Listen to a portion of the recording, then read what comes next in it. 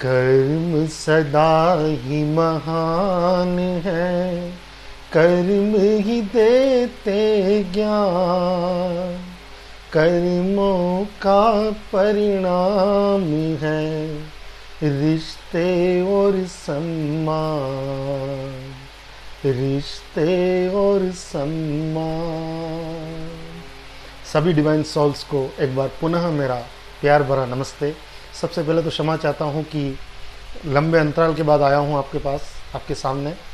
तो कारण कुछ था, व्यस्तता थी और कुछ ऑफिशियल भी बिजी था। चलिए, आज ये जो मैंने पंक्तियाँ कही है कि जैसे आपके कर्म हैं, क्योंकि कर्म ही इंसान को महान बनाता है और उन्हीं कर्मों का परिणाम आपको इस जन्म में मिलने वाले रिश्ते हैं।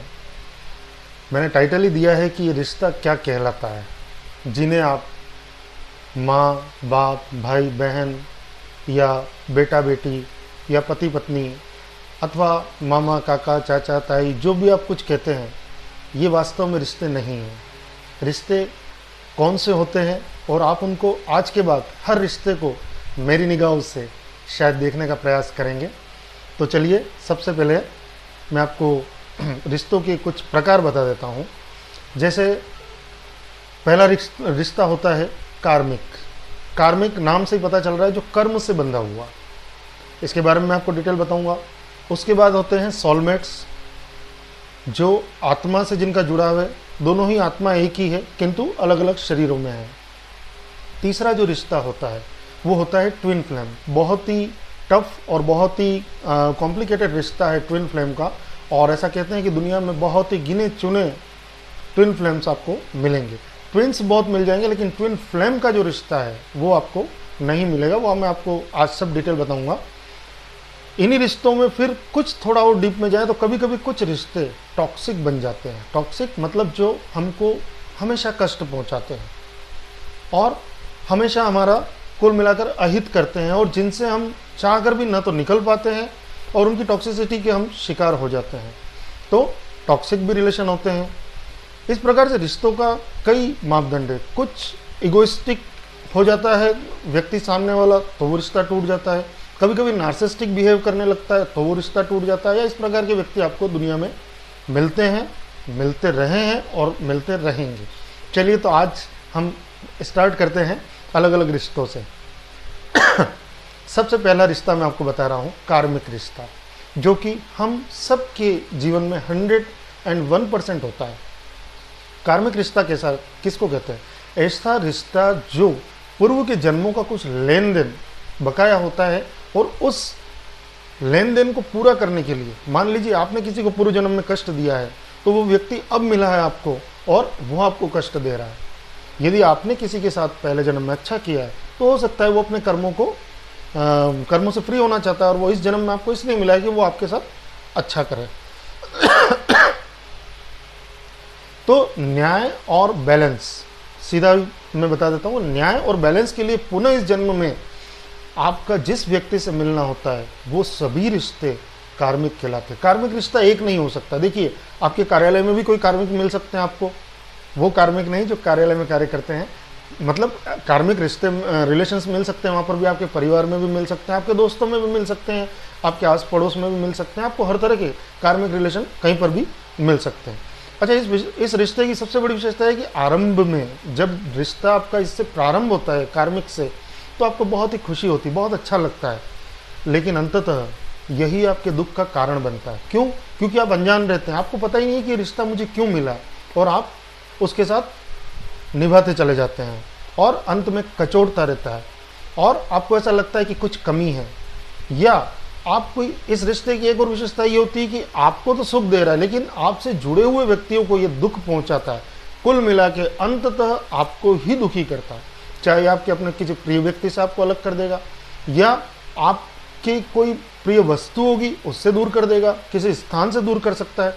तो कार्मिक रिलेशन अंततः आपको दुख पहुंचाता है, एक अपूर्णता का एहसास देता है। आपको ऐसा लगता है कि नहीं, कुछ कमी है, कुछ कमी है, काश कि ये और होता इस व्यक्ति के अंदर या इस रिश्ते के अंदर, तो और बेटर होता। लेकिन इस रिश्ते की विशेषता होती है कि जिस दिन भी आपका कर्मों का हिसाब पूरा हो जाता है, उस दिन ये रिश्ता अपने आप ही ना चाहते हुए आपसे अलग हो जाता है, टूट जाता है, छूट जाता है। ठीक है, तो पास्ट लाइफ कर्मास को जो क्लियर करने के लिए रिश्ता आपको मिलता है, दैट इज कॉल्ड कार्मिक रिलेशन।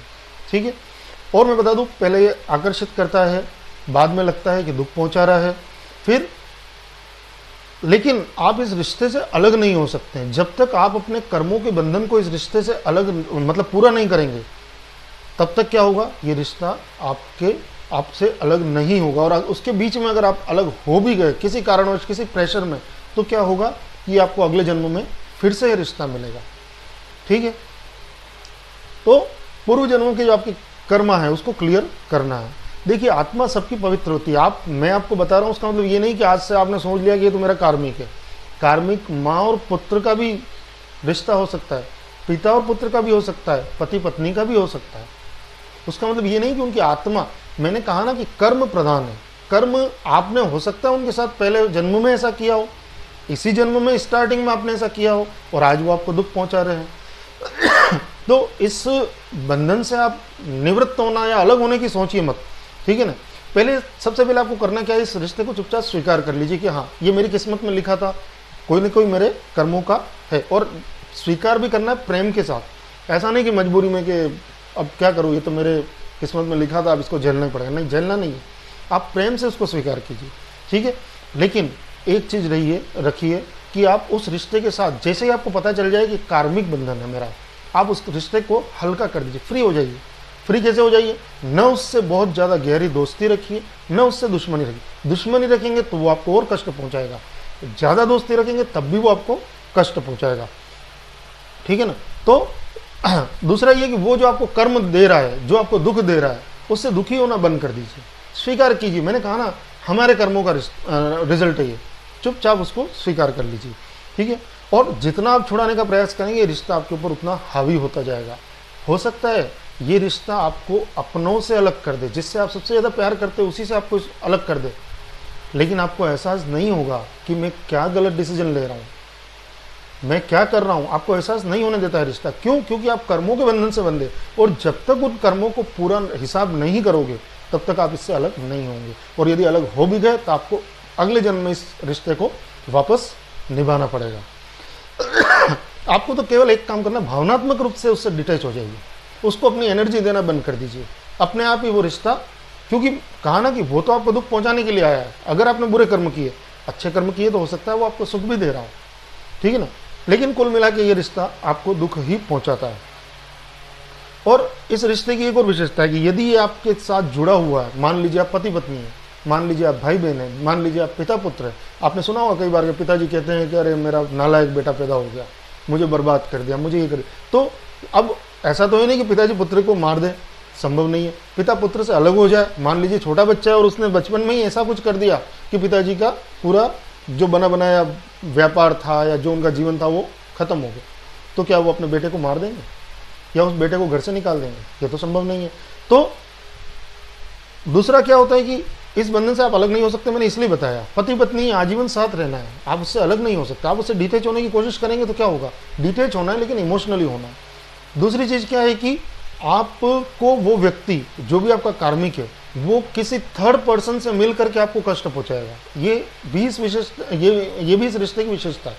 वो अकेला ही नहीं पहुंचाएगा, आपका बेटा किसी ऐसे दोस्तों से दोस्ती कर लेगा कि जिससे आपको कष्ट पहुंचेगा, और आप लाख कोशिश कर ले वो आप उसको उससे अलग नहीं कर सकते हैं। ठीक है, तो आपको करना क्या है, इस रिश्ते से सीखना है कि नहीं, अब मुझे अपने कर्मों को बेटर बनाना था कि अगले जन्म में या इन फ्यूचर इसी जन्म में मुझे कोई ऐसा कार्मिक रिश्ता नहीं मिले। शांति से स्वीकार कीजिए, बी इनोसेंट, एकदम आप भोले बन जाइए उस रिश्ते के प्रति। और देखिए, हर रिश्ता जो होता है वो एक मिररिंग करता है। मिररिंग करता है मतलब आप जैसा किसी को दोगे लौट के आएगा। मैंने आपको पहले भी कहा था कि एनर्जी, कर्मा क्या है, एक एनर्जी। जैसी एनर्जी आपने किसी और की तरफ फेंकी वही आपको मिलने वाली है। तो यदि आपको इस रिश्ते में सफलता चाहिए तो मैंने जो आपको बताया वो आप काम कर लीजिए। तो पुराने बर्डन आपके जितने भी हैं, पास्ट लाइफ कर्मास, वो सब क्या हो जाएंगे, कम हो जाएंगे या समाप्त हो जाएंगे। चलिए दूसरे रिश्ते की बात करता हूँ, सोलमेट। दो आत्माएं, दोनों ही का बहुत ही प्यारा सा जुड़ाव है, लेकिन दोनों अलग अलग शरीरों में हैं। और कई बार हमको विश्वास नहीं होता कि यार ये अनजान व्यक्ति हमारा इतना प्रिय कैसे हो गया। और ये रिश्ता जो है वो मतलब एक तो इनका पास्ट लाइफ कर्म पूरा हो चुका, उसके बाद मिला ये रिश्ता, मतलब आपके जो कर्मों के बंधन थे उस रिश्ते से वो अब निवृत्त हो चुके। देखिए मैं एक छोटा सा मेजरमेंट बता रहा हूँ कि यदि किसी रिश्ते में किसी भी स्टेज पर दुनिया को भले ही नहीं दिखता हो, आपको ऐसा लगता है कि यार इस रिश्ते में मुझे दुख मिल रहा है, चाहे कैसे भी मिल रहा है, किसी से भी मिल रहा है, इस रिश्ते के कारण मुझे दुख मिल रहा है, मतलब उस रिश्ते से आप चुपचाप डिटेच हो जाइए। वो रिश्ता क्या हो गया, आपका टॉक्सिक हो गया, वो आपको दुख पहुंचा रहा है, वो व्यक्ति नार्सिस्टिक हो गया, वो ईगो के आवेश में आकर कर या ईगो के कारण आपको दुख पहुंचा रहा है। तो सोलमेट होते हैं वो बड़े ही नेचुरल लवर होते हैं, प्राकृतिक प्रेम है उनके अंदर, ठीक है, नेचुरल उनकी बॉन्डिंग होती है और ये एक दूसरे को हमेशा सपोर्ट करते हैं, ये कभी एक दूसरे को दुख नहीं पहुंचाते। ये एकमात्र ऐसा रिश्ता है सोलमेट्स का कि जो कभी भी एक दूसरे को दुख नहीं पहुंचाते हैं।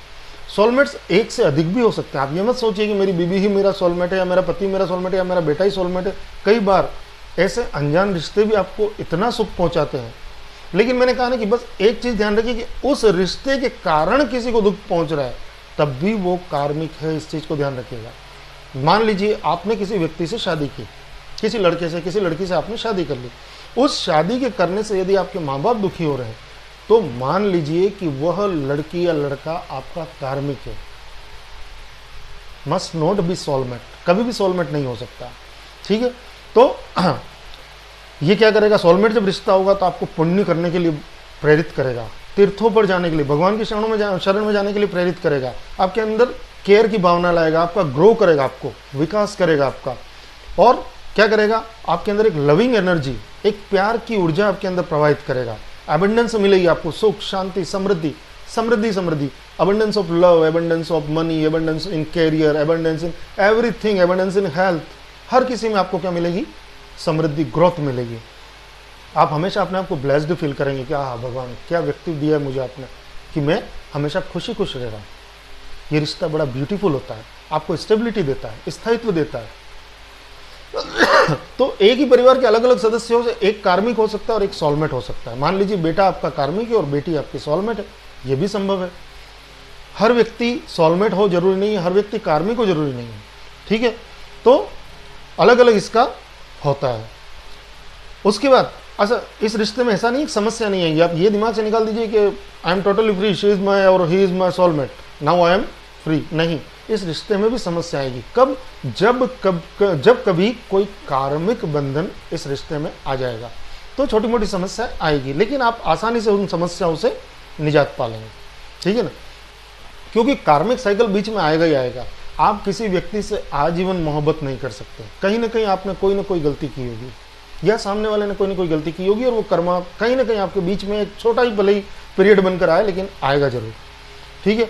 दुख और तकलीफ आती है, लेकिन मैच्योरिटी से आप उसका हल निकाल लेते हैं, that is called soulmate relationship, ठीक है। अच्छा, इसमें एक और विशेषता होती है कि आपका जो सोलमेट होगा वो हमेशा आध्यात्मिक होगा। आध्यात्मिक व्यक्ति कभी किसी को दुख नहीं पहुंचा सकता है, आई बिलीव, ठीक है। उसके बाद इस रिश्ते की जो जड़ें होगी वो बड़ी ही गहरी होगी। देन जो रिलेशनशिप होगा वो फ्रेंडली होगा, लाइटली फ्रेंडली, कि दोस्तों से दुनिया का सबसे अच्छा रिश्ता क्या है, दोस्त, जानते हैं ना। तो ये रिश्ता क्या होगा, बड़ा ही फ्रेंडली होगा। देन ऑलवेज एनर्जेटिक फील करवाएगा आपको, उसको देखते उसको मिलते ही आपके अंदर एक अलग ही प्रकार की एनर्जी आने लगेगी, ठीक है। देने की भावना का विकास करेगा आपके अंदर, हाथ यूं नहीं यूं रखवाएगा, और जो मिलेगा उसको आप बांटते चलोगे। क्यों? क्योंकि आपके पास अबेंडेंस आ रही है, आपके पास समृद्धि आ रही है, इसलिए आप देने की भावना रखोगे। देन आपके पास कई सारे अवसर आएंगे। इस रिश्ते की एक और विशेषता है कि नए नए द्वार खुलते जाएंगे आपके विकास के, आपकी समृद्धि के, आपके सुख के, आपके स्वास्थ्य के। Then both have same thoughts, जो आप सोचेंगे वही सामने वाला भी सोचेगा, बिकॉज यू आर सोलमेट। उसके बाद ऑलवेज पॉजिटिव, आप हमेशा पॉजिटिव फील करेंगे, सकारात्मक फील करेंगे। Then always behave with maturity and have patience in this relationship. थोड़ा सा अगर कभी ऊपर नीचे हो भी जाता है तो मैच्योरिटी से हैंडल कीजिए इस रिश्ते को, और थोड़ा सा धैर्य रखिए, 100% सफलता आपके कदम चूमेगी। चलिए, आइए आपको दुनिया के सबसे टफ रिलेशन के बारे में बताता हूँ, और शायद आप में से बहुत ही कम लोग इस रिश्ते में होंगे, क्योंकि ऐसा कहते हैं कि इस दुनिया की जितनी आबादी है उसका केवल मतलब 1 लाख ऐसे 1 लाख के आसपास ऐसे लोग हैं जो केवल ट्विन फ्लेम्स हैं। देखिए अभी मैंने रिश्ते जो बताए कार्मिक, 2 अलग अलग व्यक्ति, 2 अलग अलग आत्माएं, ठीक है, जिनका कोई जुड़ाव नहीं, केवल आपके पुराने कर्मों का बोझ उतारने के लिए आया है। सोलमेट, आत्मा दोनों की मैच करती है, एक दूसरे से मिलकर खुश होते हैं, हमेशा ग्रो करते हैं और है अलग अलग शरीरों में। लेकिन यहाँ आश्चर्य की बात यह है कि आत्मा एक है लेकिन 2 अलग अलग शरीरों में है। ऐसा कैसे संभव है? संभव हो सकता है। चलिए बात करते हैं। एप्पल को यदि हमने काट दिया तो क्या होगा? आधा पार्ट इधर, आधा पार्ट इधर। क्या वो दोनों पार्ट आपस में कभी मिल सकते हैं? 100%। लेकिन क्या किसी और से मिल सकते हैं? किसी और एप्पल से उसको आप मैच करवा के देखिए, नहीं मिलेगा। किसी और फ्रूट से, किसी और शेप से नहीं मिलेगा। तो एक ही आत्मा को क्या कर दिया? 2 पार्ट है। देखिए बहुत ही टफ रिलेशन है, थोड़ा सा मैं डिटेल में समझाऊंगा इस वाले रिलेशन को कि कार्मिक जो होता है वो तन से रिलेटेड होता है, शरीर से रिलेटेड होता है।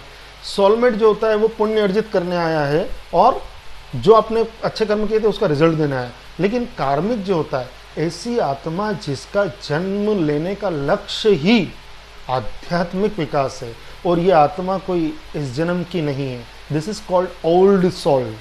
पुरानी आत्मा है, बहुत पुरानी आत्मा है, जो अपना आध्यात्मिक विकास करके दूसरों का विकास करना है, समाज को कुछ देना है, देश को कुछ देना है, एक स्टार बन के चमक रहा है वो इन फ्यूचर। और ये उसका अंतिम जन्म होगा यदि उसका ट्विन उसको मिल जाता है। ट्विंस आप वैसे तो जानते होंगे 2 व्यक्ति होते हैं, 2 बच्चे होते हैं, ट्विन पैदा हुए। लेकिन यहाँ ट्विन व्यक्ति नहीं है, पार्ट ऑफ सोल, एक ही आत्मा के 2 पीसेज है, टुकड़े हैं। ठीक है, जनरली साधु सन्यासी हो जाते हैं ये लोग, आध्यात्मिकता की तरफ इतने अधिक चले जाते हैं कभी कभार, और या फिर संसार में रहकर के ही आध्यात्मिकता को अपना लेते हैं। तो this is called twin flame. मैं इसके बहुत डिटेल में थोड़ा सा समझाऊंगा, आप निश्चिंत रहिए, आप टेंशन मत लीजिए। ये अपनी वाइब्रेशन से इस धरती का विकास करते हैं। इतनी वाइब्रेशन किसी के अंदर नहीं होती जितनी किसी ट्विन सोल में होती है, ट्विन फ्लेम में होती है। इनमें इतनी पावर होती है कि आध्यात्मिकता के उस लेवल पर पहुंच जाते हैं कि ये धरती माता का विकास करते हैं, पूरी दुनिया का विकास करते हैं। स्वयं तो प्रकाशित होते ही है क्योंकि खुद स्टार है, लेकिन अन्य को भी रोशनी से प्रभावित करते हैं, प्रकाशित करते हैं। ठीक है, और इनको किसी की आवश्यकता नहीं है। कोई लाइफ पार्टनर इनकी लाइफ में नहीं है, चाहे माँ नहीं है, चाहे बाप नहीं है, चाहे बीवी नहीं है, चाहे बेटा नहीं है, इनको कोई फर्क नहीं पड़ता है। ये तो सेल्फ ग्रोथ करेंगे अपने आप ही, और समय के साथ साथ ये धीरे धीरे अपने आप सबसे अलग हो जाएंगे। हाँ, यदि इनका कोई ट्विन फ्लेम अगर इनको मिल गया, दूसरा पार्ट इनको मिल गया, मैंने कहा एप्पल को एप्पल, वही वाली एप्पल का वही वाला पार्ट मिल गया, तो ये उससे जुड़ सकते हैं। लेकिन ऐसा रेयरली होता है, क्योंकि ट्विन फ्लेम मैं नहीं समझता हूँ कि आसानी से कभी इन लोगों के बीच में रिकन्सिलेशन या रीयूनियन होता है। क्यों, मैं आपको ये भी बताऊंगा डिटेल में। तो कुल मिलाकर ये होते हैं भगवान का ही अंश, एंजल कह सकता हूँ, स्टार कह सकता हूँ। ठीक है, ये स्वयं के निर्माता होते हैं, इन्हें किसी की जरूरत नहीं है। इनका इंट्यूशन पावर इतना पावरफुल होता है कि ये खुद विकास करते जाते हैं। पढ़ते हैं तो पढ़ते ही पढ़ते हैं, अकेले रहते हैं, कहीं भीड़ भाड़ में भी चले गए तब भी अपने आप को अकेला महसूस कर रहे हैं, पार्टी चल रही, डांस कर रहे हैं, लेकिन ध्यान उनका उधर है। ठीक है, तो ये भगवान का अंश होते हैं। इनके ऊपर कार्मिक कर्जा होता है, कार्मिक रिलेशन में मैंने बताया था, इनके ऊपर भी कार्मिक कर्जा होता है, और वो कार्मिक कर्जा इन्हीं का कोई नियरेस्ट डियरेस्ट लाइफ पार्टनर, चाहे बेटा हो, माँ हो, भाई हो, बहन हो, बीबी हो, कोई भी आकर के वो उसको क्या करेगा, इनको ट्रिगर करेगा।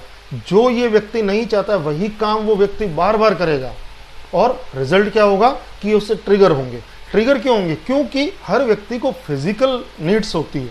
हर व्यक्ति चाहता है कि मैं ऐशो आराम करूं, मैं इस दुनिया में आया हूं। अध्यात्म में क्या धरा है? क्या मिलता है अध्यात्म से? कुछ नहीं मिलता। अकेले बैठ के साधना करना, ये कोई अध्यात्म, ये कोई इसलिए भेजा है क्या भगवान ने मुझे? लेकिन जब जब ये सांसारिकता की तरफ जाते हैं, इनको ट्रिगर्स मिलते हैं। और ट्रिगर्स कौन देगा? अपना नियरेस्ट एंड डियरेस्ट। मैंने कहा या तो उनका नियर डियर कोई दुनिया छोड़ के चला जाएगा और ये अपने आप अध्यात्म की तरफ चले जाएंगे, या इनके साथ ही रहकर आपको बार बार चोट पहुंचाएगा।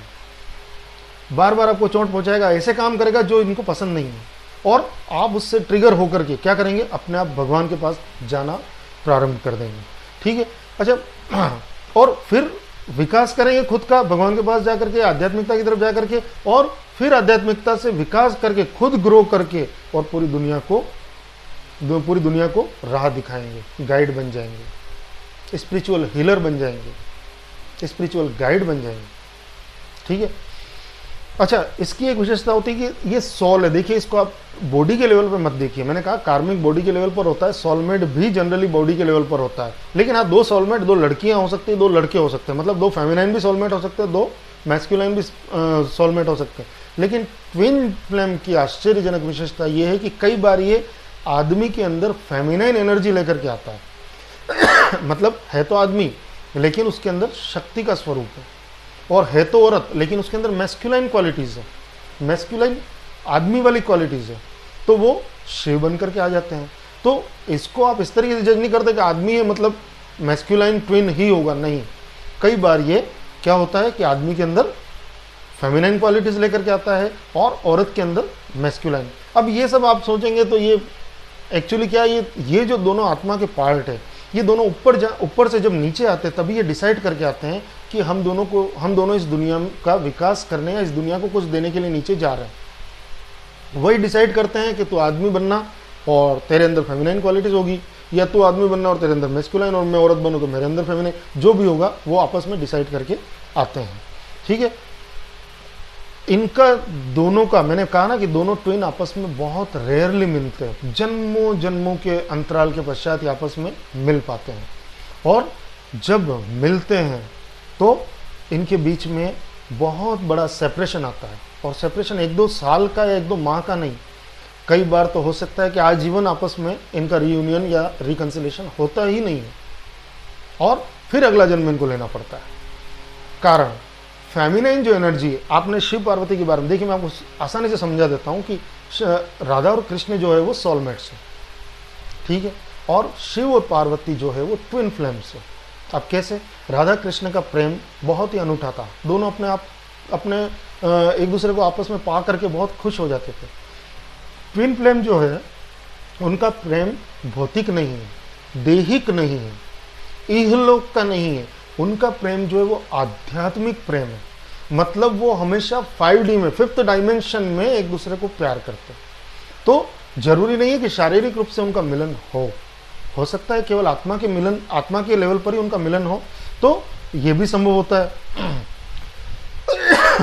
दूसरा ये कि ट्विन फ्लेम की लाइफ में एक बहुत बड़ा सेपरेशन आता है, कभी कभी सालों में आता है, कभी कभी महीनों में आता है, लेकिन जिस दिन वो अलर्ट हो जाते हैं उनमें, और जनरली फेमिनाइन एनर्जी चाहे आदमी के अंदर चाहे औरत के अंदर, उसको पहले पता चल जाता है कि आई एम ट्विन फ्लेम। भगवान उनको कहीं ना कहीं से गाइड कर देगा, किसी न किसी रूप में उनको इस तरीके से ला देगा कि उनको एहसास होगा कि ट्विन फ्लेम क्या होता है, एम आई ट्विन फ्लेम। वो अपने आप से क्वेश्चन करते हैं, और फिर वो इतने ट्रिगर मतलब प्राप्त करते हैं मैस्कुलाइन एनर्जी से कि वो अपने आप ही अध्यात्म की तरफ चले जाते हैं, साधना की तरफ चले जाते हैं। और जब वो अपना इनर वर्क कंप्लीट कर लेते हैं, इनर वर्क क्या होता है, मैं हर इंसान को करना चाहिए, इनर वर्क कोई बुराई नहीं है, मैं आपको बताऊंगा, ट्विन फ्लेम होना जरूरी नहीं है उसके लिए। तो जब वो अपना इनर वर्क कंप्लीट कर लेते हैं, अपने आप को आत्मा का उस लेवल तक विकास कर लेते हैं कि फिर उनका संभवतया, यदि मैस्कुलाइन एनर्जी ने भी उतना ही इनर वर्क किया, उसको भी भगवान ने गाइड किया है, तो वो भी इनर वर्क करता, और हो सकता है उनका रियूनियन इस जन्म में हो, बाकी असंभव है। लेकिन हाँ, आत्मा के लेवल पर 5th डायमेंशन में वो हमेशा एक रहते हैं। क्यों? क्योंकि एक दूसरे को ट्रिगर इसीलिए करते हैं कि वो एक दूसरे का विकास कर सके। यदि आप थोड़ा सा भी भौतिक जगत की तरफ मुड़ रहे हैं तो वो तुरंत ही ट्रिगर करना चालू कर देते हैं, और आप स्वतः ही वापस अध्यात्म की तरफ चले जाते हैं। ये आपस में एक दूसरे को मिररिंग करते हैं। अब सोलमेट भी मिररिंग करते हैं, हर रिश्ता मिररिंग करता है। मैंने कहा ना, आप जैसी एनर्जी दोगे वैसे ही सामने से एनर्जी, लेकिन इनकी मिररिंग बड़ी ही जबरदस्त होती है। आप कांच के सामने जाके खड़े रहिए और अपने आप को देखिए, आपका राइट ईयर जो होगा वो आपको लेफ्ट साइड में दिखेगा, लेफ्ट ईयर होगा वो आपको राइट साइड में दिखेगा। मतलब आपने अगर अच्छी एनर्जी भेजी है तो ये क्या करेंगे, आपको थोड़ी बुरी एनर्जी क्यों भेजेंगे, ताकि आप और ग्रो करो। इसका उद्देश्य कोई बुरा नहीं है, आप और विकास करें, ग्रो करें। इसलिए आपको इस प्रकार की एनर्जी भेजते हैं। दूसरा ये कि आपके सर में दर्द हो रहा है, हो सकता है उनके पैर में दर्द हो रहा हो, आपको लेफ्ट साइड में दर्द हो रहा है, उनको राइट साइड में दर्द हो सकता है, कुछ भी संभव है। तो ये आपस में इतनी ज़्यादा मिररिंग करते हैं। दूसरी, दोनों की फ्रीक्वेंसी सेम होती है। आप दुखी हैं तो वो 100% दुखी होंगे, कारण कुछ भी हो सकता है, आपके दुख के कारण भी हो सकता है वो दुखी हो, दैट इज कॉल्ड ट्विन। ठीक है, तो ये आपका एक तरीके से सीधे से कह सकता हूं मैं काउंटर पार्ट है। उसके बाद ये किसी भी अन्य इंसान से मैच नहीं होते। सेपरेशन में ये जरूर किसी कार्मिक बंधन में फंस जाते हैं, और जनरली फंसते कौन है? Masculine energy. फेमिनाइन एनर्जी कभी भी मैं नहीं समझता हूं कि कार्मिक बंधन में फंसती है। मतलब जैसे आपका प्यार है, वो किसी और के प्यार में पड़ जाएगा, समझिएगा इस बात को। लेकिन वो क्यों पड़ रहा है? क्योंकि उसके अभी कर्मा के बंधन क्लियर नहीं हुए, इसलिए वो न चाहते हुए भगवान, ये जो पूरी जर्नी है, ट्विन फ्लेम की जर्नी, वो totally guided by divinely guided journey है। तो भगवान उनको भेजता है कि भैया तेरा अभी ये वाला इशू क्लियर नहीं हुआ। जैसे मान लीजिए ईगो हुआ, या झूठ बोलना हुआ, चीटिंग हुई, डिसीविंग मतलब धोखा देना, कुछ भी है, ये अभी अगर उनके अंदर इशू है तो वो क्या करेगा? अपने आप किसी कार्मिक बंधन में चला जाएगा, और फिर उस कार्मिक से ट्रिगर हो करके और वो क्या करेगा? वापस इस दुनिया में आएगा, स्पिरिचुअलिटी की तरफ जाएगा और अपना विकास करेगा। तो इस रिलेशन को आप नॉर्मल लव रिलेशन से जस्ट ऑपोजिट कह सकते हैं। ये सोल लेवल का जुड़ाव है या रिश्ता है। ठीक है, जब आप इस रिश्ते में आते हैं तो आपके अंदर त्याग की भावना आती है, लेकिन त्याग की भावना उस लेवल तक आती है कि आप अपनी नौकरी भी छोड़ सकते हैं, आप अपने सभी दोस्तों को छोड़ देते हैं, आप अपने सभी कार्मिक बंधनों को छोड़ने लगते हैं। क्यों? क्योंकि आपके अंदर एक अध्यात्म की लो प्रज्वलित होना प्रारंभ हो जाती है। आपकी जर्नी बड़ी ही स्लो चलती है। आप समझते हैं कि मैं 2 साल 3 साल या 4-6 महीने में इस जर्नी को क्लियर कर लूँगा, नहीं, आपका इनर वर्क आजीवन चलता है। और जब आपका इनर वर्क चलता है फेमिनाइन का, तो क्या होता है? धीरे धीरे मैस्कुलाइन को भी आप, मैंने कहा ना, मिररिंग करते हैं। जब आप इनर वर्क करते हैं, आपकी ऊर्जा से प्रभावित होकर के मैस्कुलाइन भी धीरे धीरे धीरे धीरे उस कार्मिक से अपना डेप्थ क्लियर करके और अपने आप ही आध्यात्मिकता की तरफ आते हैं। और फिर दोनों जब एक लेवल पे आ जाते हैं तो वो एक स्टार की तरह चमकने लगते हैं, इस दुनिया को प्रकाशित करते हैं, इस समाज को प्रकाशित करते हैं, इसको राह दिखाते हैं। ठीक है, अच्छा, एक पहचान और है कि जनरली यदि आपका भाग्यांक, मैं न्यूमरोलॉजी में शायद मैंने बताया और मैं बता दूंगा, अगर आपका भाग्यांक दोनों का एक है तो आप शायद जज कर सकते हैं कि शी और he is your twin flame. ठीक है, तो अपने आप को पूर्ण करके दिव्य आत्मा को प्राप्त करना है, बनाना, that is the intention of twin flame. और अंततः ये ईश्वर के अंदर विलीन हो जाती है, खुदा के अंदर विलीन हो जाती है, यूनिवर्स में विलीन हो जाती है। ये फिर अगला इनको जन्म लेने की जरूरत ही नहीं। क्यों? क्योंकि इन्होंने अपने सभी कर्मास को क्लीन कर दिया है, क्लियर कर दिया है। ठीक है, और